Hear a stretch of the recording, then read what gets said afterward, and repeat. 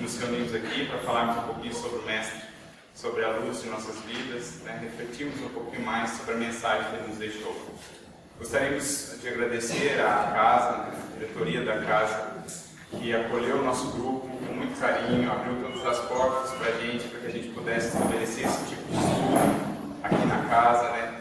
Nosso grupo, para quem não conhece, o Núcleo de Estudo e Pesquisa do Evangelho, Paulo de Tarso, que completa agora essa semana um ano de existência já, um ano de reflexões, nessa proposta que nós trouxemos, estimulados ou inspirados pela proposta que se iniciou na Federação Espírita Brasileira, com Haroldo Dutra. Esses núcleos de estudo que têm crescido, têm se espalhado, temos até aqui alguns representantes, alguns amigos queridos do Núcleo de Estudo e Pesquisa do Evangelho, Eurípides Barçanufo, de Limeira, queridos companheiros que, na verdade, nos inspiraram também a começar. Se hoje nós estamos aqui é porque eles também lançaram a sementinha em nosso coração. Então vamos refletir, vamos fazer a nossa prece antes de tudo, e o Otacílio vai abrir a nossa tarde de reflexões com a palestra Carta Viva de Deus. Vamos apresentar Jesus para a gente de uma maneira mais clara, de uma maneira mais profunda. Então, vamos fechar os nossos olhos, vamos concentrar, pedir a Jesus, nosso amado Mestre, que há milênios vem conduzindo o nosso processo evolutivo, que Ele possa voltar seu olhar para todos nós que aqui estamos, buscando aprender com Ele o caminho da paz, o caminho do bem, o caminho da luz. Que os bons amigos espirituais, mentores desta casa, mentores de cada um de nós, possam encontrar os nossos corações e as nossas mentes abertos para os ensinamentos que aqui serão compartilhados hoje, para que estejamos realmente buscando avançar em nossa jornada espiritual segundo o caminho que Jesus nos apresentou. Que a Tua luz, Senhor, se faça presente neste local, iluminando o nosso mundo íntimo, ajudando-nos a compreender os pontos falhos ainda de nossa personalidade e fortalecendo a nossa vontade e a nossa coragem para realizarmos a mudança interior que se faz tão necessária em nossas vidas. Derrama, Mestre, sobre todos nós a bênção do Teu amor e esteja conosco, não só hoje, mas para todo sempre. Que assim seja.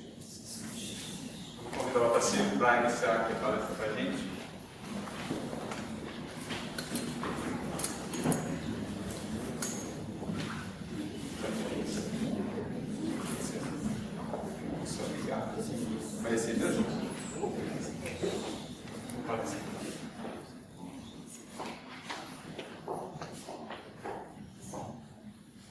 Queridos irmãos, que a paz de Jesus encontre acolhida em nossos corações.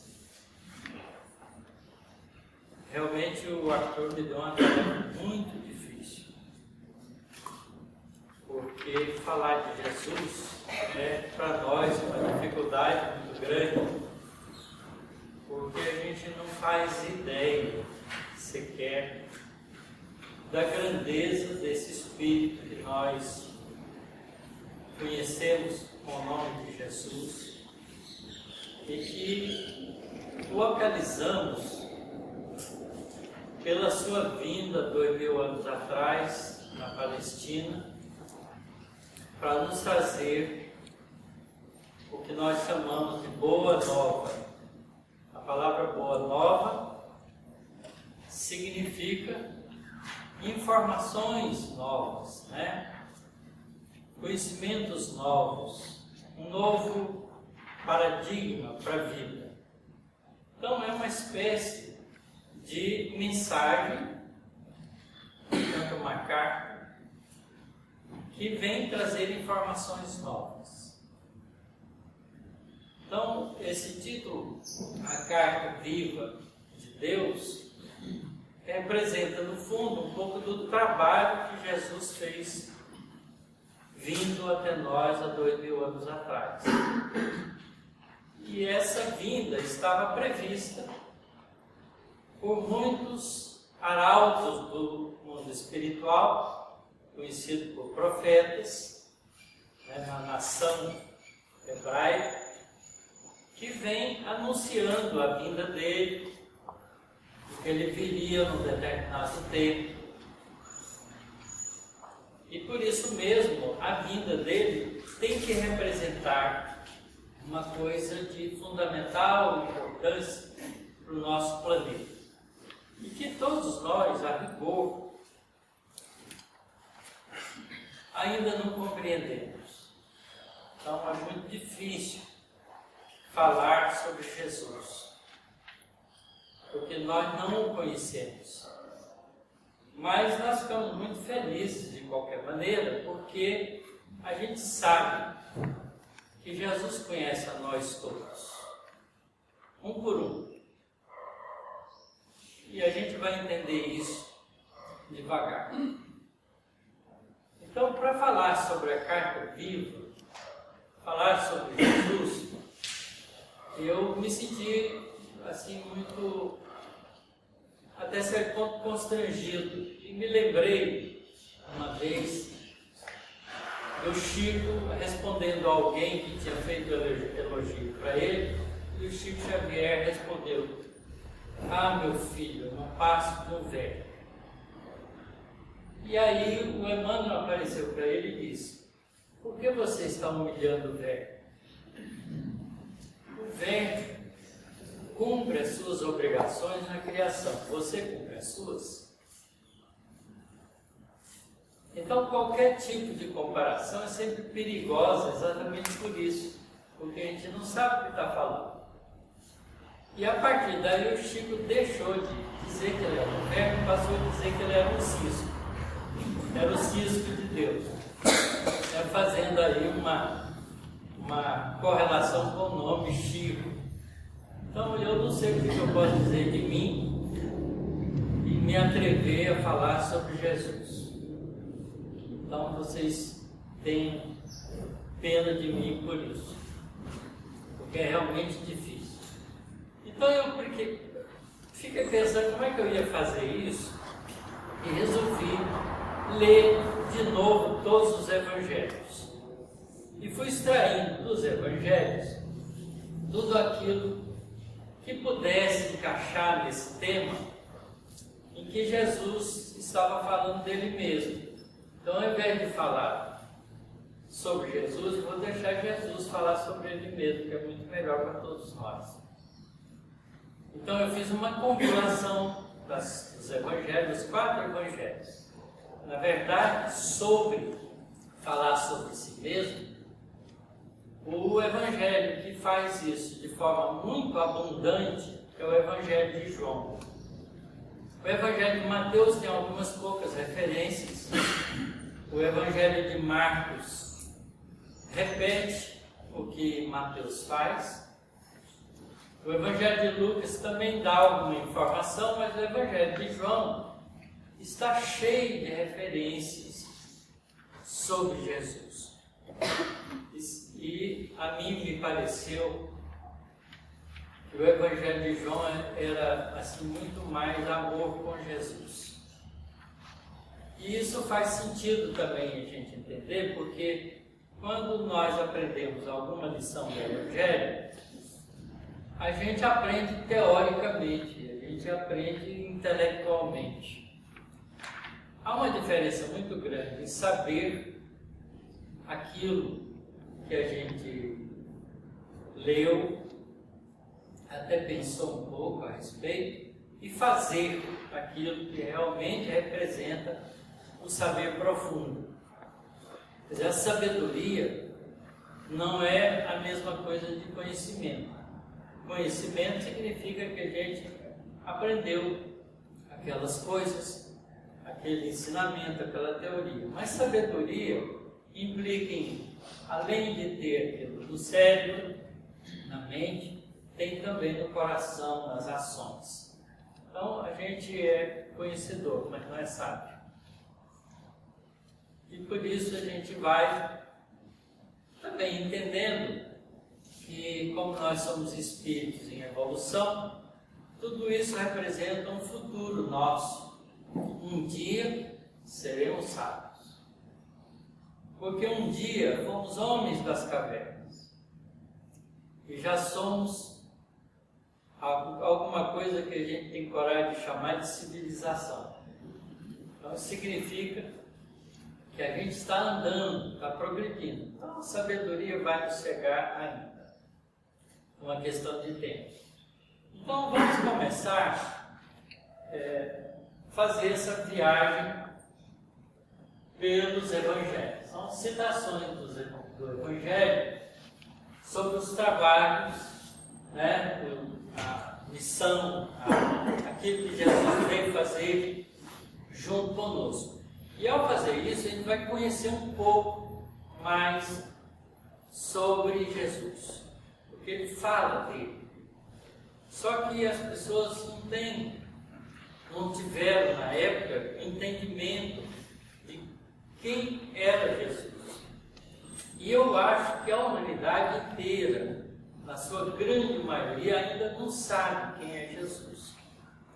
Eu li há pouco tempo uma mensagem no livro Ceareiros de Volta, de Bittencourt Sampaio, onde ele diz que mais da metade da população da Terra nunca ouviu falar de Jesus, não conhece a figura de Jesus.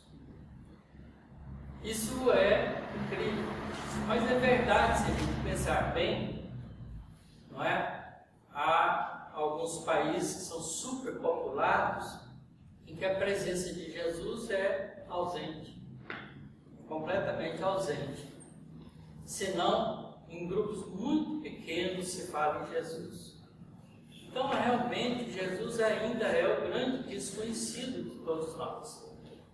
O que a gente vai encontrar em Mateus, eu segui a ordem dos evangelhos, no capítulo 11, essas afirmativas de Jesus. Todas as coisas me foram entregues por meu Pai, e ninguém conhece o Filho senão o Pai, e ninguém conhece o Pai senão o Filho, e aquele a quem o Filho quiser revelar. Então, essa frase já começa Jesus dizendo que ele veio especificamente, né, para apresentar para nós coisas que foram entregues a ele pelo Pai. E que ele conhece o Pai. Né? Ninguém conhece o Pai senão o Filho. Quando ele faz essa afirmativa, ele está dizendo que nós, habitantes do planeta Terra, ainda não conhecemos a Deus. E a gente não conhece a Deus mesmo. Né? No capítulo 16, ele continua fazendo afirmativas e diz: e vós, perguntando aos discípulos, quem dizeis que eu sou? E aí, cada um dos discípulos enunciou alguma coisa que ouviu falar. Dizem que, até que Pedro, respondendo, disse: tu és o Cristo, Filho do Deus vivo. Então, essa afirmativa de Pedro nos faz entender um pouquinho que Pedro tinha já um sentimento muito mais próximo de quem era Jesus do que os outros discípulos que o confundiam com citações que ele podia ser o Elias que havia de vir, ou que ele era o João Batista, ou um dos antigos profetas. Quer dizer, Jesus foi devagar se revelando aos seus discípulos. Andando em seguida,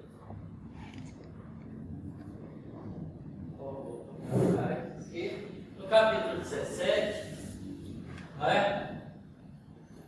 Pedro, tomando a palavra, disse a Jesus: Senhor, bom é estarmos aqui, se queres, façamos aqui 3 tabernáculos, um para ti, um para Moisés, um para Elias. Porque isso aconteceu durante a transfiguração, que Jesus sobe no Monte Tabor, que não era bem um monte, era uma colina, não é? Nada tinha muito alto nas regiões da Palestina, e ele se põe a orar, e nessa posição ele é envolvido por uma nuvem nuvem branca e aparece ao lado de Jesus Moisés e Elias. Essa passagem chamada Transfiguração. E foi tão impressionante o fenômeno que Pedro fica tão maravilhado que queria já construir 3 tabernáculos para que Jesus, Elias e Moisés se acomodassem ali, não é? Junto com Jesus. E enquanto isso acontecia, essa nuvem branca ficou mais espessa, luminosa, não é? E cobriu os 3, Jesus, Moisés e Elias. E da nuvem saiu uma voz que dizia: este é o meu filho amado, quem me comprazo. Escutai. Vocês imaginem a cena. Imagine que nesse instante, que está fechando um pouco o tempo lá, fechasse aqui também, não é?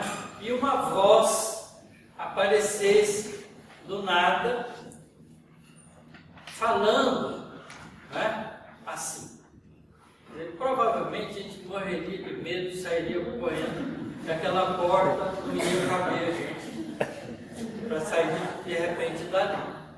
Porque a gente morre de medo de espírito, né? E aqui, essa frase é colocada como se Deus estivesse falando: este é meu filho amado, quem me comprasse. E recomenda a todos que estavam ali naquele ambiente, que era um ambiente aberto, para que escutasse Jesus. Então, há uma importância muito grande nessas passagens, porque elas devagarinho vão deixando a gente entender que a vinda de Jesus faz parte de um plano divino. Quer dizer, Deus toma a decisão, isso é importante, de enviar Jesus num momento importante da evolução do nosso planeta para nos trazer uma mensagem. Por isso Jesus representa a carta viva de Deus. E é uma carta que a gente ainda não teve coragem de ler em toda a sua integralidade. Depois, eu não achei no Evangelho de Mateus algumas citações mais expressivas sobre essa importância de Jesus. E fui para o Marcos, e li Marcos inteiro, e não achei senão essa citação mesmo de Mateus. Então, não tem nada de Marcos aqui, mas tem de Lucas. E é interessante que Lucas não conheceu Jesus. Na verdade, Marcos também praticamente não conheceu Jesus, porque ele era uma criança quando Jesus já estava, né, anunciando os seus ensinamentos, e depois passado pelo processo da crucificação e vai embora para o mundo espiritual de volta. E Marcos era garoto, era muito pequeno. A gente tem a referência de Marcos com 12 anos, não é, que sai numa viagem junto com Paulo na difusão do Evangelho. E Paulo também não conheceu Jesus. Então, o Evangelho de Marcos é um evangelho que a gente não sabe de onde veio. Provavelmente, como Marcos ficava muito com Pedro, e Marcos aprendeu a escrever, ler e escrever, e Pedro era analfabeto, não sabia nem ler nem escrever. Virou Marcos secretário de Pedro. E provavelmente, se ele escreveu o Evangelho, ele escreveu ouvindo de Pedro. Ou talvez tenha aproveitado as compilações de Mateus, que foram as primeiras, e escrito em cima daquilo que ficou das suas mãos, dos escritos de Mateus. Porque Mateus escreveu várias coisas sobre Jesus no começo, E as primeiras lições de Jesus, estudadas entre os discípulos, eram escritas por Mateus. Mateus era cobrador de impostos, sabia ler, escrever, fazer conta, etc. Então tinha cultura para escrever.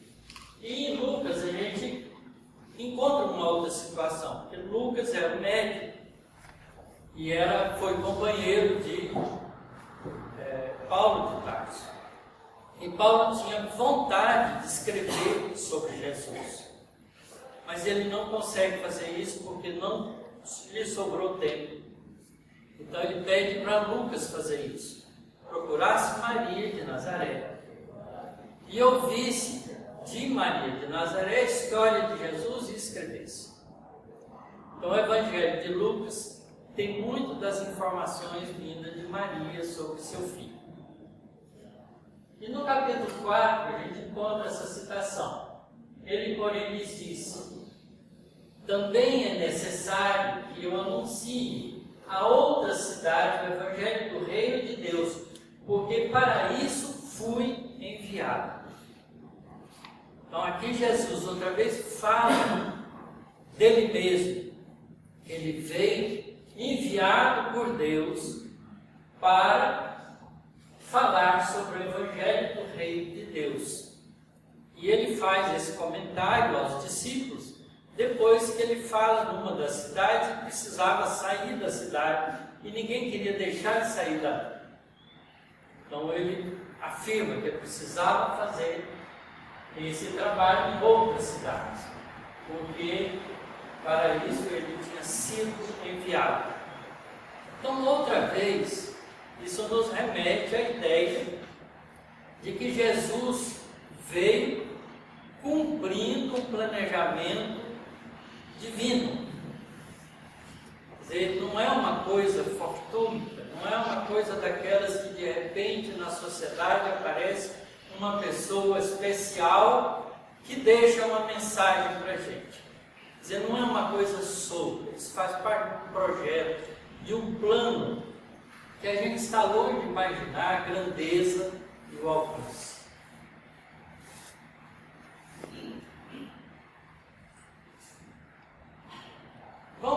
E eu achei as outras citações que o Lucas faz são parecidas com a de Mateus, porque esses três primeiros evangelhos são chamados canônicos, eles são muito parecidos um com o outro, mudam um pouco a maneira de contar, às vezes as maneiras de contar são praticamente a mesma, e algumas coisas são diferentes, citadas num e no outro, de forma mais completa, às vezes de forma menos completa, mas basicamente eles falam a mesma coisa. Diferentemente de João, que deve ter escrito o seu Evangelho já muito depois de vivenciado a tarefa do Evangelho, porque João foi o único discípulo de Jesus que morreu de velho. Morreu, se não me engano, com mais de 100 anos. A gente não sabe direito, não tem dados históricos suficientes para ter certeza das coisas a respeito disso. Mas ele escreveu o Evangelho dele muito depois. E como João foi o discípulo de Jesus, o mais novo, porque ele, quando é convidado por Jesus, ele era adolescente, tinha 16, 17 anos, ele não sabe ao certo, mas ela era adolescente. E ele então acompanha Jesus, e Jesus tinha algo especial por João, porque João se refere sempre no seu Evangelho que ele era o bem-amado de Jesus. E no quadro da Santa Ceia, João está pintado ao lado de Jesus, recostado a sua cabeça no peito de Jesus, como discípulo bem-amado, representado pelo autor da pintura.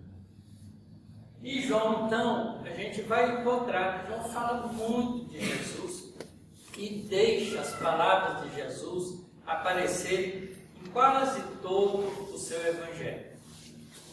Eu recomendo a todos vocês, e se quiserem conhecer melhor Jesus, leem com muita atenção o Evangelho de João. Ele começa falando de Jesus, né? E a gente percebe que nas primeiras frases do Evangelho de Jesus, ele já deixa, né, claro o entendimento que ele teve de Jesus como o responsável pela formação do nosso planeta. No princípio era o Verbo. Começa assim. Depois ele diz que esse Verbo fez as coisas.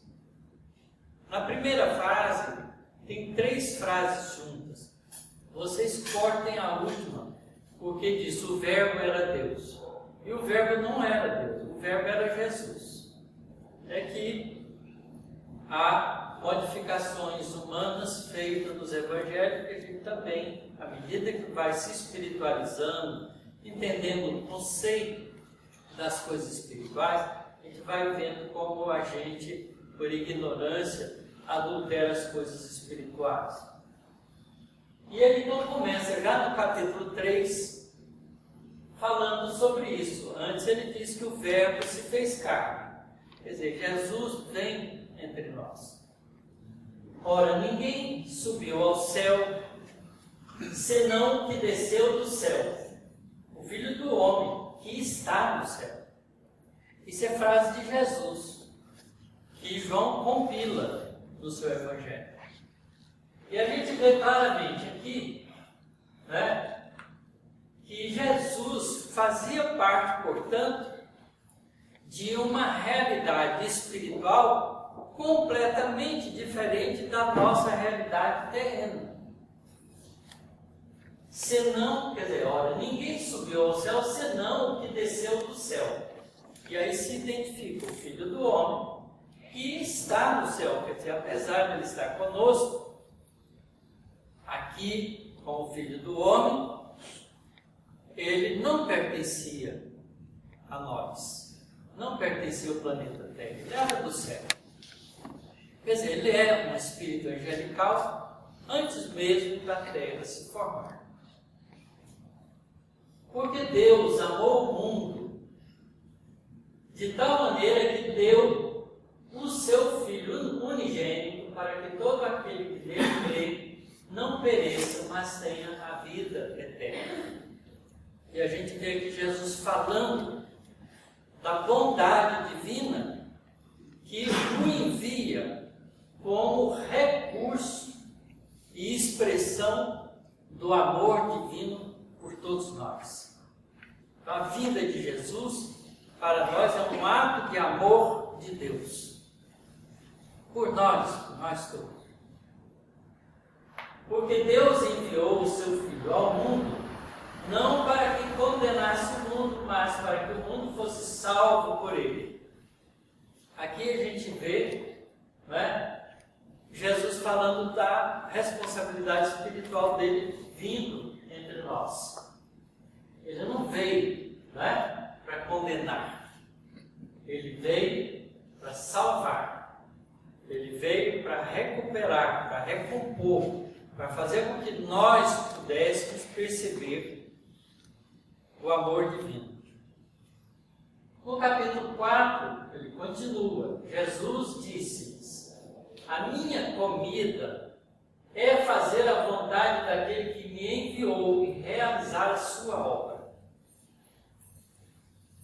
Essa é uma expressão de Jesus quando os discípulos estavam falando sobre o alimento, sobre o pão, né? E Jesus então muda a direção da conversa para chamar a atenção de todos eles que há uma comida mais importante do que aquela que nutre o corpo, que é o alimento da alma.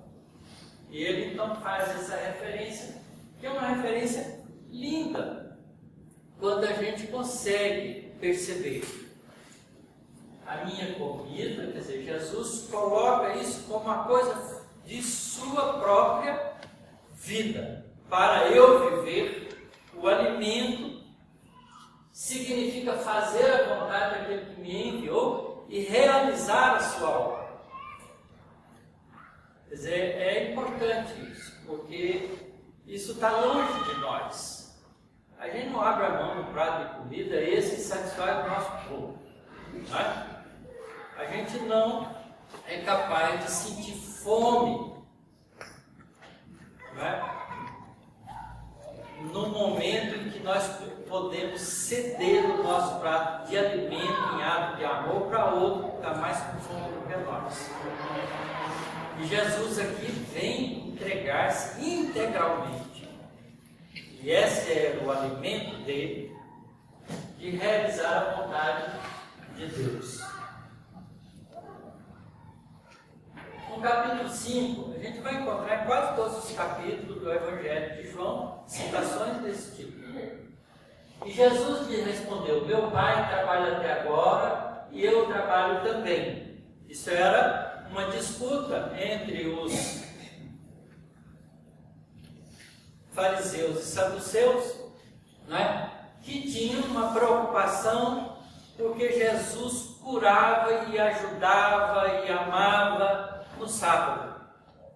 E o sábado era tradição do povo hebreu e depois do povo da Judéia, de que sábado era o dia do Senhor. E ninguém podia trabalhar.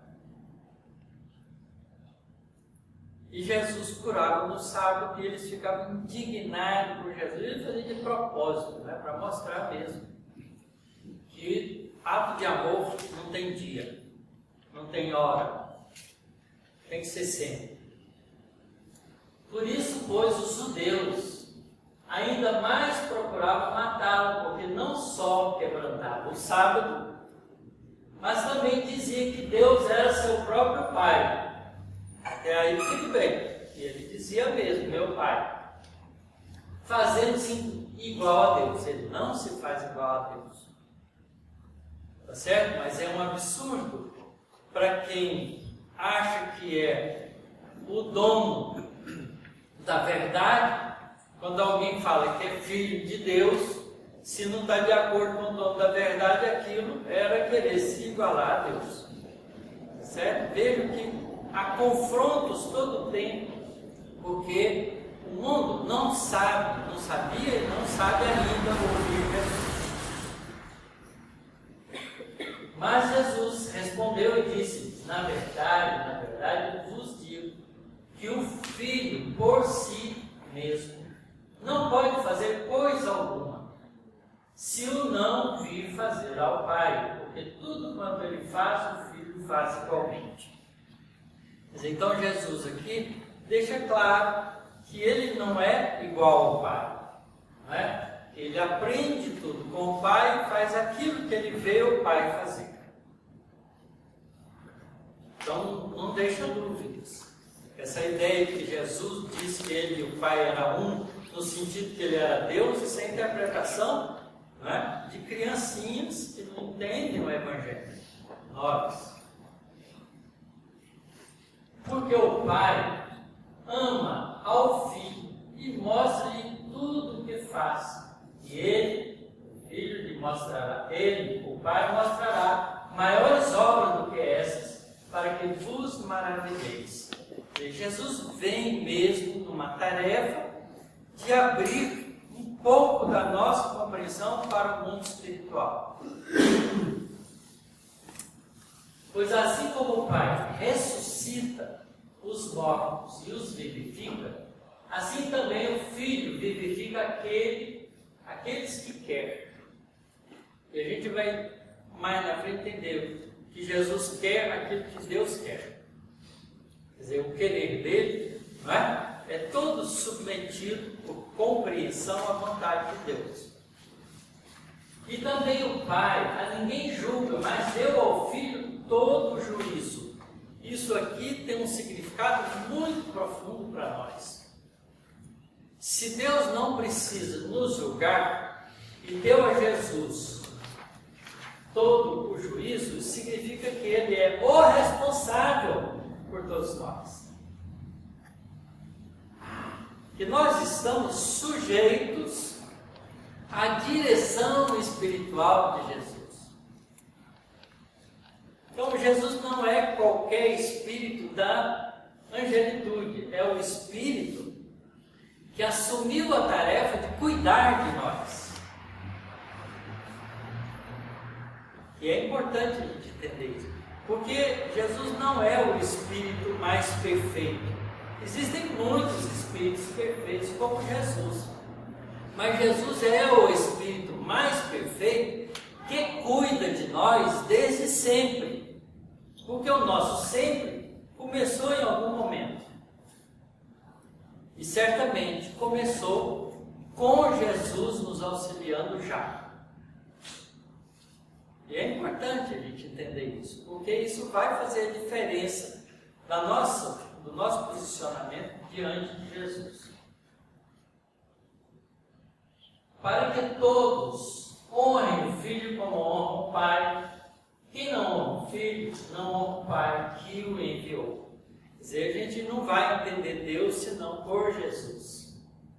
Na verdade, vos digo que quem ouve a minha palavra e crê naquele que me enviou, tem a vida eterna e não entrará em condenação, mas passou da morte para a vida. E a gente tem que entender o que significa isso, porque quando fala para a gente da morte, a gente pensa que morte é do corpo, não é? E a gente fica, não, mas Jesus disse, aqueles que acreditassem não morreriam nunca, e cadê eles? Morreram, né? Então que morte é essa? A gente precisa entender isso. Em verdade vos digo, que vem a hora, e agora é, em que os mortos ouvirão a voz do Filho de Deus e os que o ouvirem viverão. Quer dizer, parece uma contradição.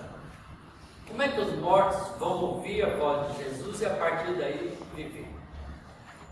O que Jesus está falando para nós? Que mensagem é essa que Ele, como carta viva de Deus, está nos contando? Hoje, com a doutrina espírita, a gente tem mais facilidade de compreender. Mas imagine 2000 anos atrás. Eu, se eu fosse um fariseu na época de Jesus, eu tinha ajudado a crucificá-lo. Porque essas frases são difíceis de compreender para quem não tem um pensamento espiritual. Jesus não falava para os homens.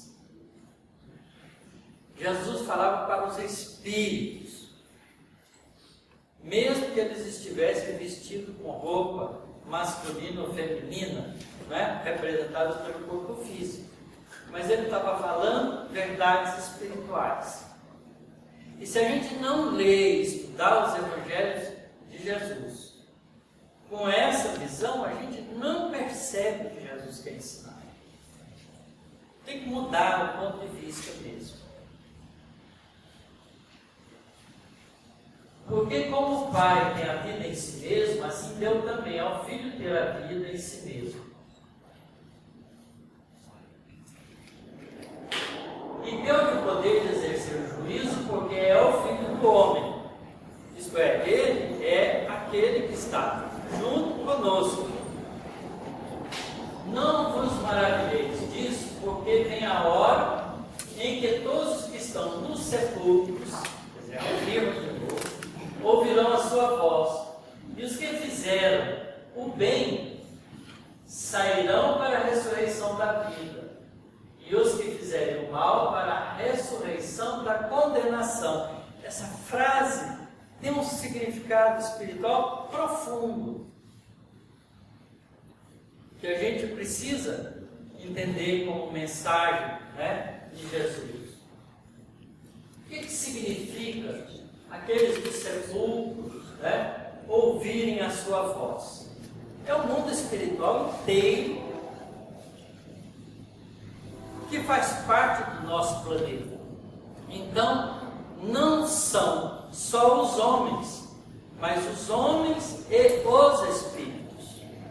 E hoje a gente sabe, através da doutrina espírita, das diversas mensagens trazidas por Emmanuel e outros autores espirituais, que a Terra é um planeta que tem um pouco mais de 20 bilhões de espíritos que vivemos aqui, dos quais, na época que Emmanuel escreveu, tinha 2 bilhões encarnados. E hoje, depois de tantos anos, somos mais de 7 bilhões encarnados. Mas a população da Terra é um pouco mais de 20 bilhões de espíritos. Então há muito mais espíritos no sepulcro do que no corpo físico, se a gente quiser entender assim. Mas a gente pode entender o contrário, porque quando o espírito está no corpo, ele pouco percebe da realidade espiritual. Então pode ser que os encarnados estejam no sepulcro, porque nascer no corpo é morrer em espírito. Então veja que a gente pode entender isso de forma ampla, se a gente pensar como espírito. E a ressurreição, da vida são para aqueles que fazem o bem. O que significa ressurgir para a vida? Continuar no progresso espiritual, só que agora com muito mais consciência da realidade espiritual. Acordou da vida física para a vida ampla. Quer dizer, nós estamos no corpo físico, mas nós sabemos que somos espíritos. O corpo pode morrer, não tem importância nenhuma. Nós continuamos sendo nós mesmos. Isso é viver, ressurreição da vida. A vida passa a ter outro significado. Mas aqueles que fizeram mal para a ressurreição da condenação, que significa, basicamente, assumir as responsabilidades dos erros cometidos e corrigi-los. Porque a gente vai ver mais na frente Jesus dizendo que nenhum de nós vai se perder. Então, não tem problema, a gente, mesmo tendo feito muitas coisas erradas, isso não significa a nossa definitiva perdição, mas apenas temporária. Então, a ressurreição da condenação, essa frase, ela dá a ideia de que em algum momento vai haver um processo em tomadas de juízo e consciência, onde aqueles que fazem o bem continuam no processo da vida com mais consciência. Os que fazem o mal vão ter que assumir as responsabilidades disso em situações de sofrimento. Parece a mudança do mundo de provas e expiações para o mundo de regeneração com exílio. E é assim que a gente tem que entender isso. Eu não posso de mim mesmo fazer coisa alguma como ouço, assim julgo. E o meu juízo é justo, porque não busco a minha vontade, mas a vontade do Pai que me enviou. Quer dizer, não é um julgamento, não é sem um propósito grandioso. É diferente de fazer um julgamento simplesmente. Esse é um julgamento com o propósito de recuperar o indivíduo que está sendo julgado. Porque essa é a vontade do Pai que o enviou. Se eu testifico, essa era uma coisa também que ele confronta com os fariseus e saduceus que provocavam muitas vezes isso. Quem garante que o que você está falando, que você é realmente o Filho de Deus? Você se diz o Cristo? Como é que a gente sabe que você é o Cristo? Porque a gente tem essa postura de dúvida. E ele então fala, se eu testifico de mim mesmo, o meu testemunho não é verdadeiro. Há outro que testifica de mim, sei que o testemunho que ele dá de mim é verdadeiro. Vós mandastes a João, e ele deu o testemunho da verdade. Porque aí ele está falando de João Batista, que veio primeiro para dar testemunho da vinda do Senhor.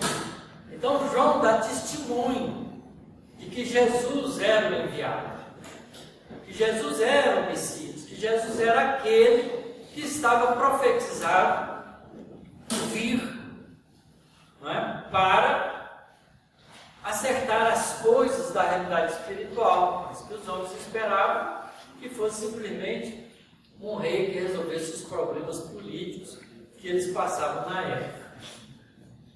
Eu, porém, não recebo testemunho de homem, mas digo isso para que vos salveis. Veja só a consciência clara de Jesus, né? Ele não recebe testemunho de homem, porque homem é o habitante desse planeta, e ele é anterior a ele, porque precisar do testemunho de quem não tem competência para isso. Então Jesus falava as verdades sem ofensa, mas deixava claro que ele não era desse mundo. Ele era a candeia que ardia, se referindo a João, e alumiava. E vós quisesse alegrar-vos por um pouco de tempo com a sua luz. Porque eles já admitiam que João era um profeta. Mas eu tenho maior testemunho do que o de João, porque as obras que o Pai me deu para realizar, as mesmas obras que eu faço, testificam de mim, de que o Pai me enviou. Jesus não discutia isso. Quem via ele, via a tarefa do Pai. É difícil para a gente compreender isso, porque a gente vai, né, achar que ele era simplesmente um sujeito arrogante, né, que se elegeu filho de Deus especial, que veio aqui para fazer esse trabalho. Essa é a visão rasteira, humana, que nós temos. E o Pai que me enviou, ele mesmo testificou de mim. Vós nunca ouviste a sua voz, nem viste o seu parecer. E a sua palavra não permanece em vós, porque naquele que ele enviou, não credes vós. E aí Jesus usa o conhecimento da época para poder falar sobre isso. Porque o povo hebreu, o povo judeu, era um povo que acreditava no Deus único. E era uma teocracia o governo deles. Era um governo religioso, apesar de estar sob o comando do Império Romano, nos seus costumes, né, nos seus hábitos. A Palestina inteira vivia a Torá, que é o livro sagrado do povo hebreu, que cultua Deus, o Deus único. Então eles acreditavam em Deus, acreditavam nas palavras que estavam escritas nos livros sagrados. Examinai as Escrituras, porque vós buscais nelas a vida eterna, e são elas que de mim testificam, e não quereis vir a mim para teres vida. Eu não recebo glória dos homens, mas bem vos conheço que não tendes em vós o amor de Deus. Eu vim em nome de meu Pai, e não me aceitais. Se outro vier em seu próprio nome, a esse aceitareis.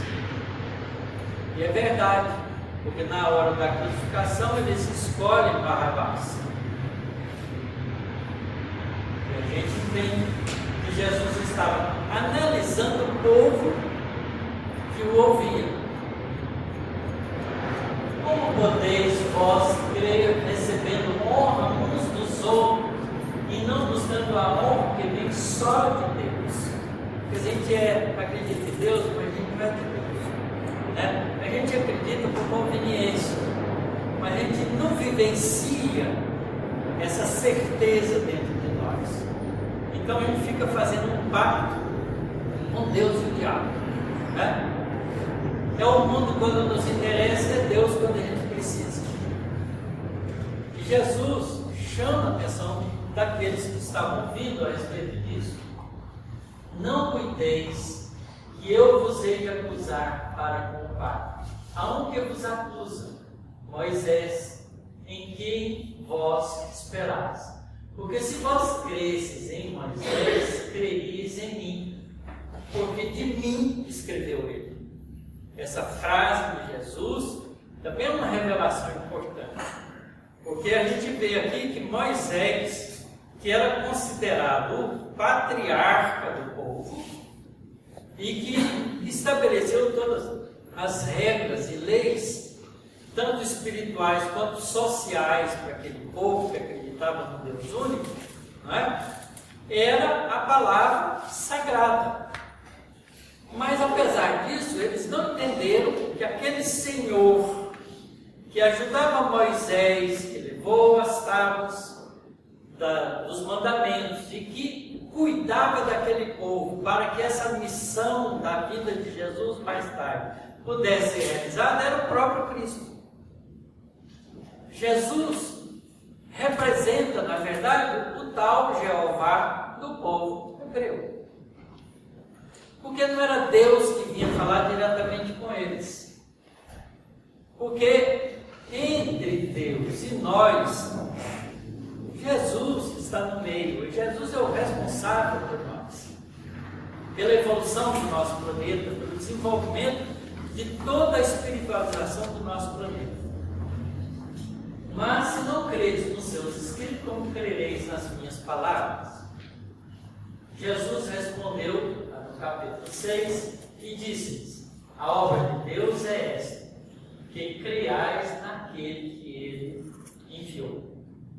Porque eu desci do céu não para fazer a minha vontade, mas a vontade daquele que me enviou. E Jesus de novo afirma que ele não estava ali simplesmente por ele, estava ali cumprindo uma tarefa de responsabilidade espiritual recebida de Deus. E a vontade do Pai que me enviou é esta: que nenhum de todos aqueles que me deu se perca, mas que o ressuscite no último dia. E aí tem um símbolo, né, da ressurreição final, né, no último dia, que a gente precisa também entender. Isso significa, quando Jesus fala assim, significa que o plano de evolução da Terra, o plano diretor de evolução do nosso planeta, já estava feito. E Jesus era o autor desse plano, portanto ele conhecia todos os detalhes do plano. Porquanto a vontade daquele que me enviou é esta, que todo aquele que vê o Filho e crê nele tem a vida eterna, e eu ressuscitarei no último dia. Quer dizer, a vida eterna, todos nós temos, só que a gente não sabe disso. E a vida eterna não é a vida do corpo, porque a vida do corpo é efêmera, ela é transitória, ela é um minuto, um segundo na vida do Espírito. Vocês imaginem, a Terra tem uma idade de 4,6 bilhões de anos de formação. A vida surgiu na Terra cerca de 3 bilhões de anos atrás, depois de quase 1,5 bilhão de acomodação no nosso planeta para criar as condições de vida. Se nós somos espíritos que crescemos na Terra, nós gastamos desde as primeiras bactérias até chegar à nossa situação atual, 3 bilhões de anos para virar gente. Não é o princípio inteligente que vem se envolvendo nesse processo até ter consciência da nossa própria realidade e passar a ser um espírito humano. Não é?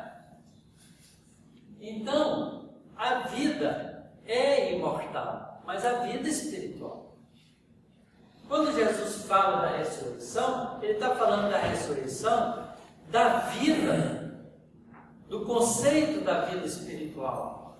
Ele não está falando em ressurreição do corpo que está desintegrado.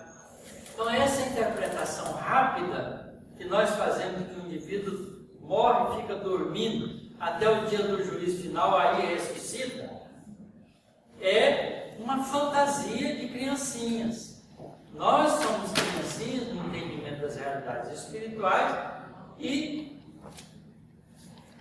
criamos fantasias a respeito disso porque não sabemos compreendê-las direito.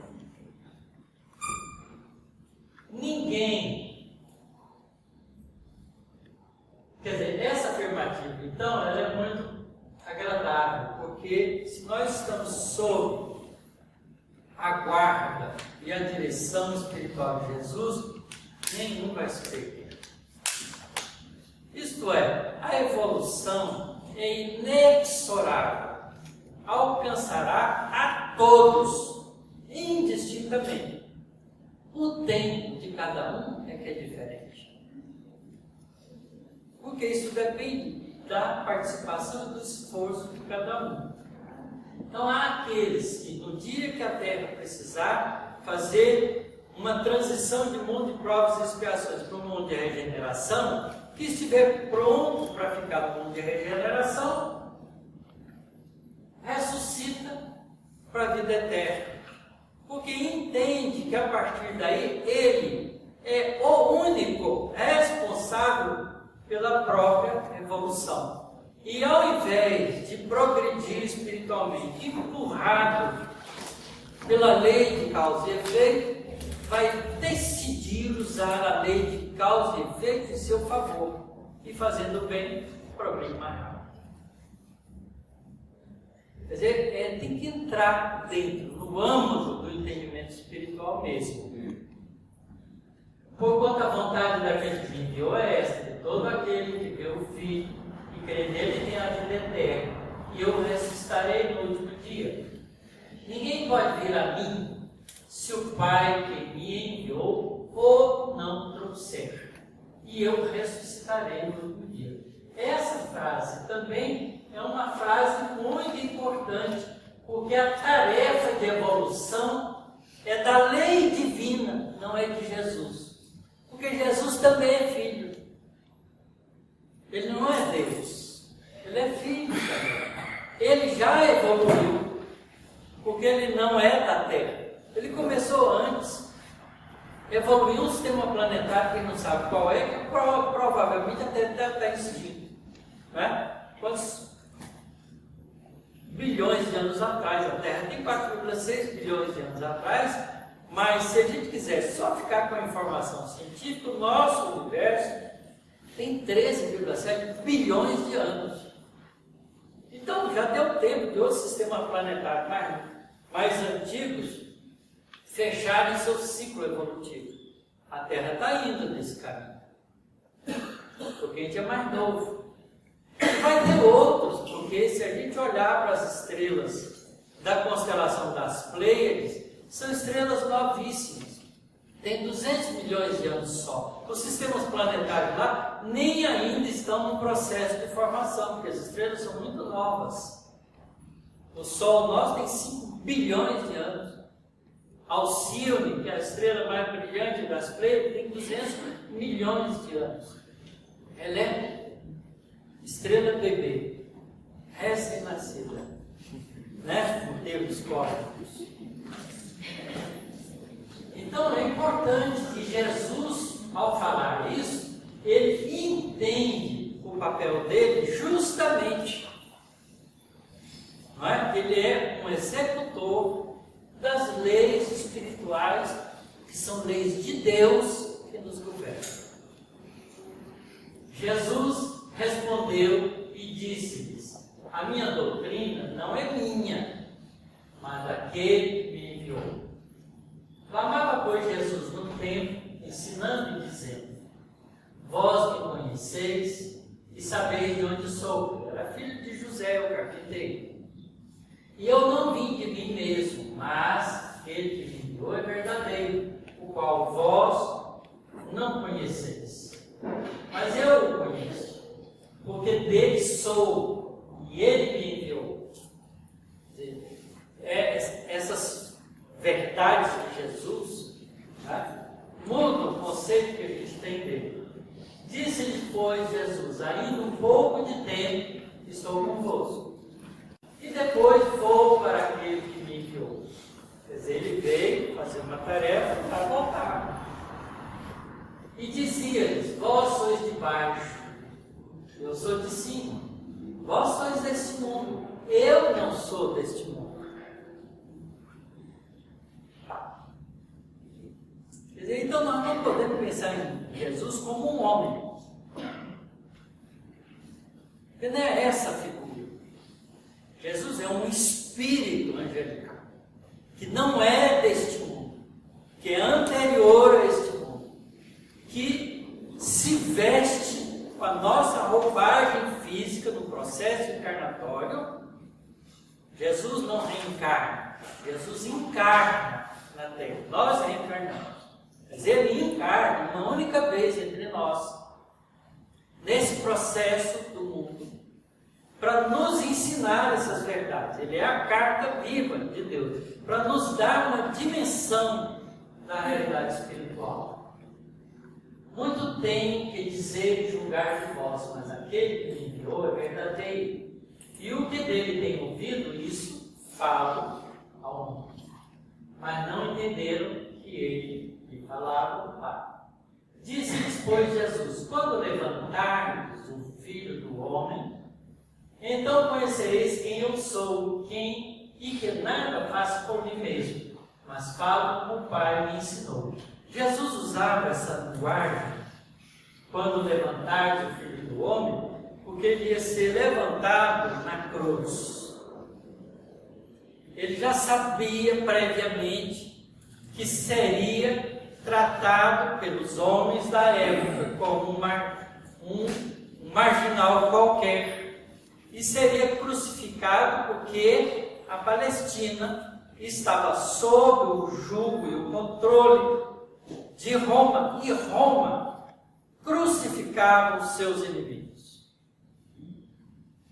Então seria levantado, ele sabia disso, levantado no madeiro.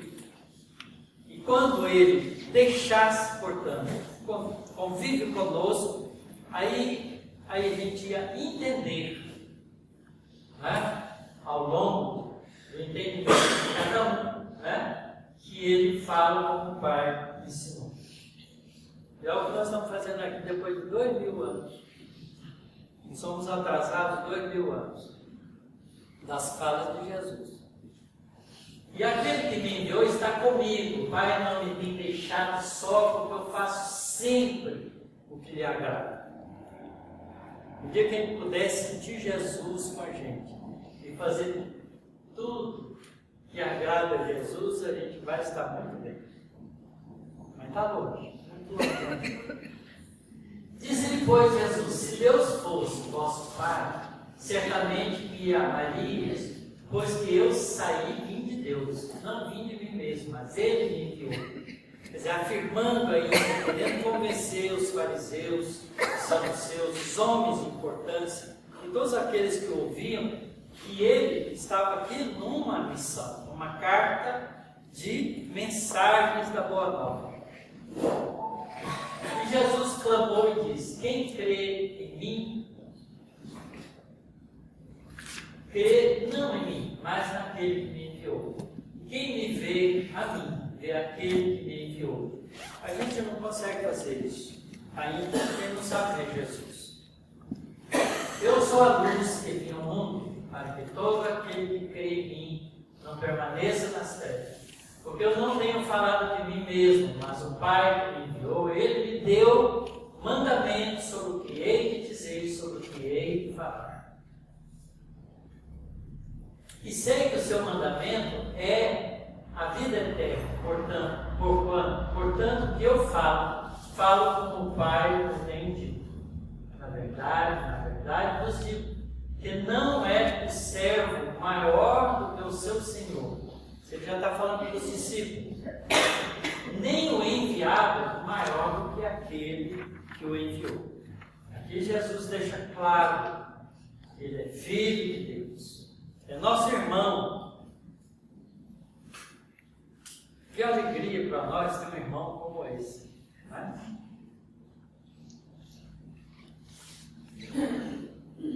E disse ainda: eu sou o caminho, e a verdade, e a vida. Ninguém vem ao Pai senão por mim. Essa frase é a frase que garante que Jesus é o único caminho que nós temos para Deus.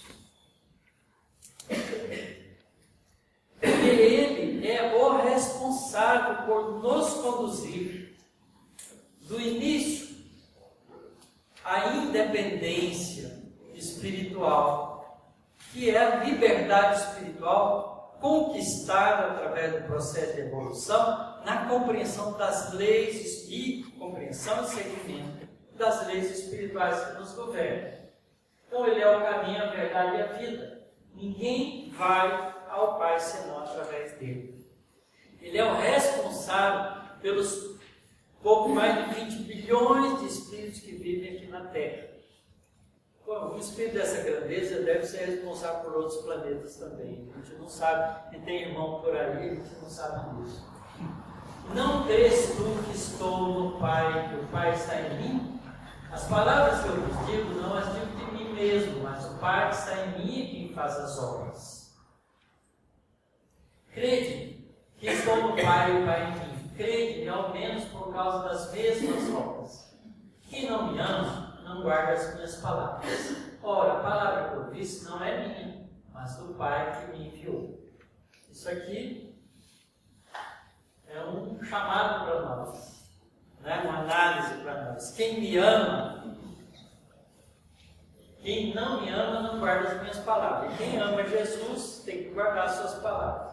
Quer dizer, a gente demonstra amor, né? Seguindo os bons conselhos. Isso é assim também com os pais, né?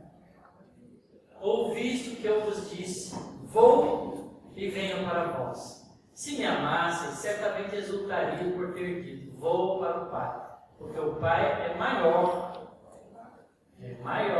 do que eu. Já vos não chamarei, isso aqui é gratificante. Já vos não chamarei servos, porque o servo não sabe o que faz o seu senhor. Mas tenho-vos chamado amigos, porque tudo quanto ouvi de meu Pai vos tenho feito conhecer.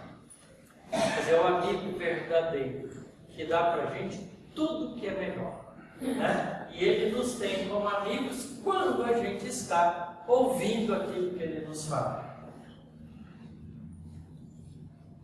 Saí do Pai, vim ao mundo, outra vez deixo o mundo e vou para o Pai. Essa frase de Jesus, ele já está falando na despedida dos seus discípulos, já esperando, né, ser preso para ser crucificado. E agora, na prece que ele faz a Deus, ele diz, e agora glorifica-me tu, ó Pai, junto de ti mesmo, com aquela glória que tinha contigo antes que o mundo existisse. Pronto. Não sou eu que estou afirmando que Jesus é anterior à Terra, né? É Ele mesmo. É Jesus quem nos diz isso. Emmanuel confirma isso no livro A Caminho da Luz. Mas mesmo que Emmanuel não tivesse dito, Jesus disse isso para nós. Manifestei o teu nome aos homens que do mundo me deste. Eram teus, e tu os deste. E guardaram a tua palavra. Agora já tem conhecido que tudo aquele que me deste provém de ti. Porque lhes dei as palavras que me deste, e eles as receberam. E tem verdadeiramente conhecido que saí de ti e creram que me enviaste. Eu não rogo somente para estes, ele está falando com os discípulos, mas também por aqueles que pela sua palavra hão de crer em mim. Aqui que a gente entra. Nós não estamos deserdados, ele não disse aquilo só para os discípulos. Ele está dizendo para nós também. Porque nós é que agora estamos tentando, né, seguir, compreender e seguir Jesus. E a gente está aqui, ó. Aqueles que pela sua palavra vão crer em mim. Ele está rogando por nós. Para que todos sejam um como tu, ó Pai, tu és em mim e eu em ti. Que também eles sejam um em nós, para que o mundo creia que tu me enviaste. E eu dei-lhes a glória que a mim me deste, para que sejam um como nós somos um. Eu neles e tu em mim. Para que eles sejam perfeitos em unidade. E para que o mundo conheça que tu me enviastes a mim, que tens amado a eles como me tens amado a mim. E é nesse contexto que a gente tem que se entender uma família só. Não importa se as outras pessoas pensem diferente de nós, continua sendo nosso irmão, continua sendo parte dessa grande família que somos todos, que temos todos Jesus como diretor espiritual. Não é? E ele estava falando isso para um povo que era cheio de preconceitos, tinha preconceito entre as próprias tribos do reino, né? Descendentes dos hebreus. Eles, por exemplo, os judeus de Judá, tinham asco pelos samaritanos. Quando passava junto de um samaritano, virava e cuspia no chão, como desprezo. Um judeu não falava com o samaritano. Veja que na parábola do bom samaritano, quando Jesus pergunta para o doutor da lei, que era judeu, qual desses três te parece próximo daquele que estava caído? Nós responderíamos imediatamente o samaritano, porque não tem preconceito com o samaritano, não sabe nem o que é isso. Mas o doutor da lei sabia e se nega a chamá-lo de samaritano. Diz, aquele que teve condoído daquele que estava no chão. Quer dizer, mas não disse que era o samaritano. Perdeu a chance de se redimir do seu preconceito diante de Jesus. Aquele que foi misericordioso para com ele.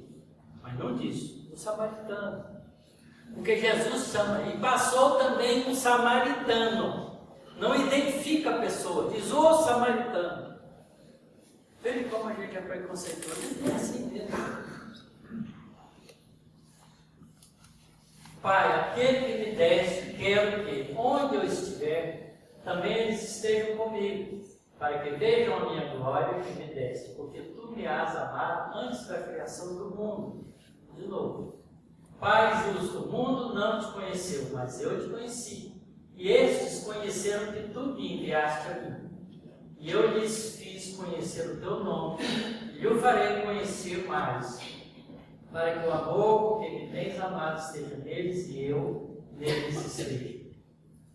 Então Jesus é realmente a carta viva de Deus para nós. Ele vem numa tarefa de nos apresentar uma realidade espiritual. E ele mesmo disse, eu não pus aqui, que ele não ia poder nos ensinar tudo, mas mandaria o Consolador, o Espírito de verdade, que estaria aí conosco até a consumação dos séculos. Eu adoro essa frase. Consumação do século é o melhor jeito de chamar eterno, para sempre, né? Porque você vai comendo século e não acaba nunca. Vai ficar conosco para sempre, porque o conhecimento espiritual, uma vez entrado na gente, nunca mais sai. E agora eu queria que vocês meditassem um pouco em algumas coisas que a gente não sabe fazer ainda. Às vezes eu fico me perguntando, quais são as alegrias do mundo espiritual?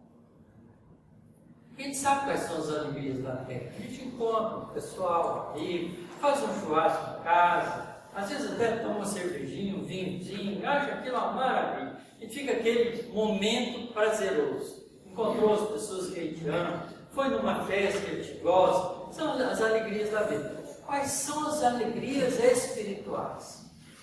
Nós somos capazes de imaginar o que é alegria espiritual, que não depende de nenhuma dessas coisas que são objetos do corpo. Como é que a gente pode imaginar o que é estar junto com espíritos superiores? Que alegria, que sentimento a gente vai ter? Essa é a nossa dificuldade, a gente não sabe das alegrias do mundo espiritual. A gente pinta muito bem o inferno e o purgatório, mas o céu a gente não sabe o que é. Dante não foi capaz de fazer isso, porque ele nunca foi ao céu para ver como é que é. Não é? Ele só conhece o inferno e o purgatório, mas ele conhece a vida terrena e os arrabaldes espirituais do planeta como o nosso, né? Que é ainda cheio de sofrimento, porque se a metade da população do nosso planeta não conhece Jesus, imagina que espiritualidade a gente tem. Quase nenhuma. Nós estamos acordando para a realidade espiritual agora. Então a gente não sabe o que a gente está perdendo. Quais são as alegrias espirituais? Eu já tive algumas poucas emoções espirituais que me tocaram tão fundo, que eu sou um sujeito duro, casca grossa, e não sou fácil de chorar, não. Mas eu não me aguentei, eu chorei que nem criança, de emoção, de alegria, em alguns poucos momentos da minha vida, nesses 40, 50 anos de espírita que eu sou. Muito poucas vezes, algumas em reuniões mediúnicas, uma numa assembleia de 2.000 pessoas, quando o Divaldo, fazendo a palestra, termina a palestra, mediunizado por Bezerra de Menezes, falando diretamente para nós. Olha, eu não cabia em mim, eu sou pequeno. Porque a gente não tem noção das alegrias espirituais. Então essa é a mensagem de Jesus. Jesus é isso. Qualquer coisa que a gente for falar, a gente fala pouco, a gente não sabe falar de Jesus. Mas a gente está aprendendo. Vamos aprender junto, como companheiros que nós somos. Muito obrigado pela paciência de vocês.